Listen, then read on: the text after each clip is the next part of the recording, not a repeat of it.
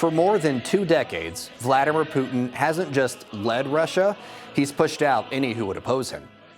Many believe it's why he invaded Ukraine and why he never goes too long without rattling the saber.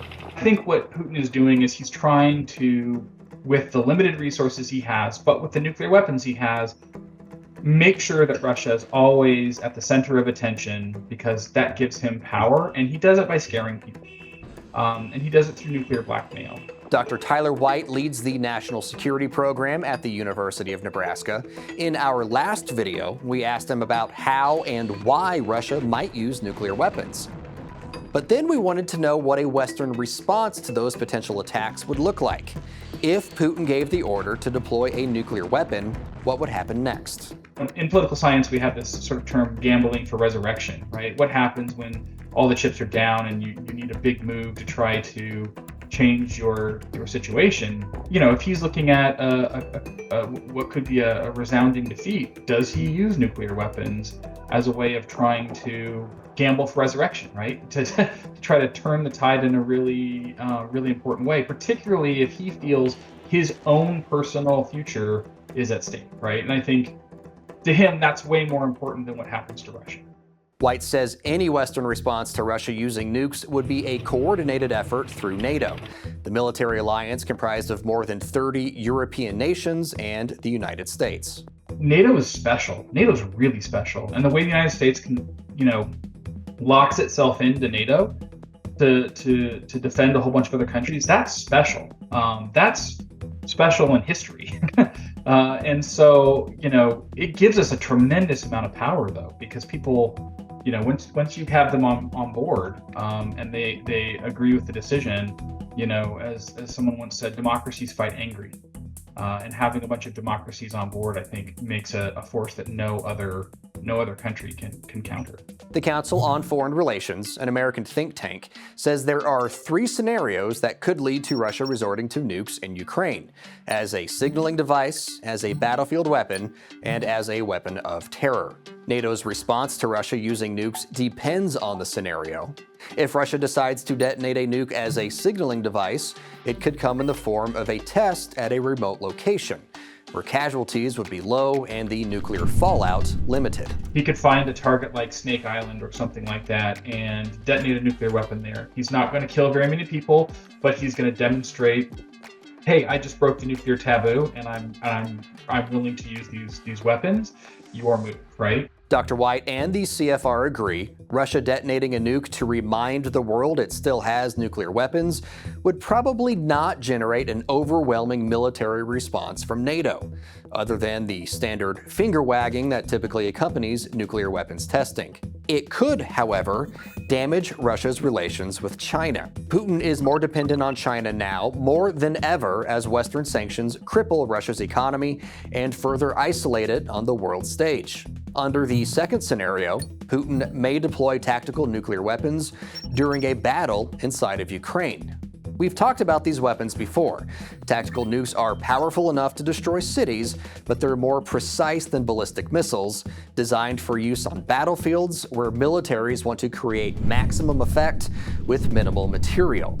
The CFR says Putin may decide to deploy tactical nukes against energy infrastructure targets to weaken Ukraine's will to fight. He could, try to wipe out a Ukrainian, offensive or something like that, and that would deal a significant military blow to the Ukrainians, but also, again, breaks the nuclear taboo. Russia using tactical nukes would further fracture its relationship with China, potentially pushing the friendship without limits to the brink of collapse. As far as how the U.S. and NATO would respond, the public policy is purposefully ambiguous.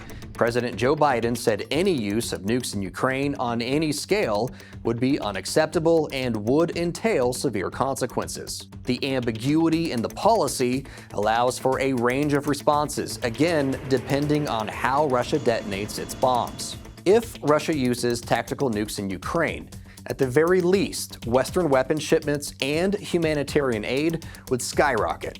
Whatever economic sanctions have not been imposed yet probably would be, and Russia would cement its status as a diplomatic pariah on the world stage. And so I think Putin is constantly calculating, what is my exit strategy? What does it look like? What can I live with? What's acceptable? But he's not the only person who gets to make that decision, right? I mean, reality in this case has a vote as well.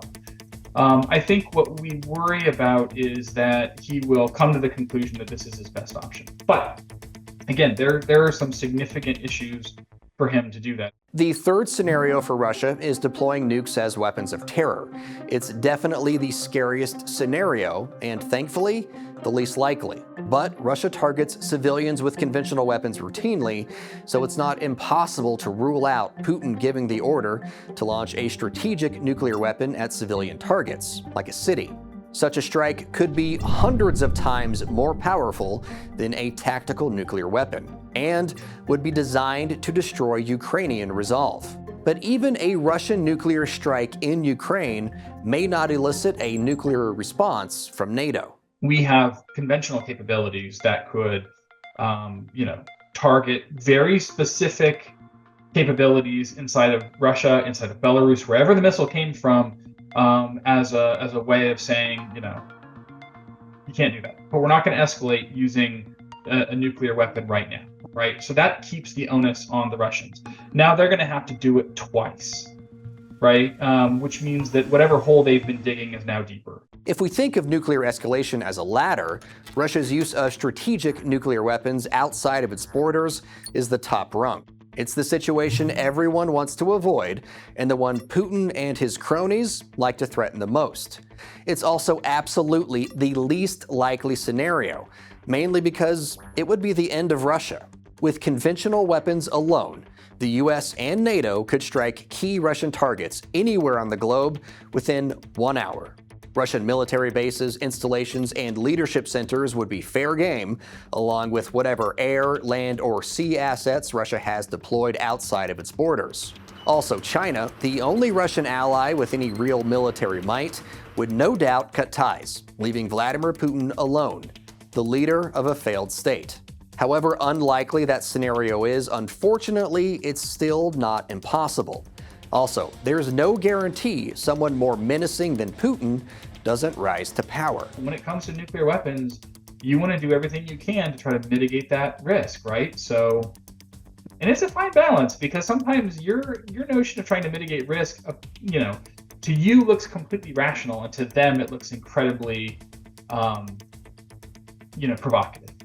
White says figuring out the right response to nuclear weapons is the trickiest puzzle there is, because you're communicating with force. You want your message to be received and followed, but you can't control your adversary's response. For more about Russia and its arsenal of nuclear weapons, be sure to check out all of our reporting at san.com, where you'll always find the unbiased, straight facts. Thanks for watching. In this time of media mistrust, Straight Arrow News is on a mission to bring you unbiased, fact-based reporting. So to make sure you get journalism that you trust, like and subscribe to Straight Arrow News below.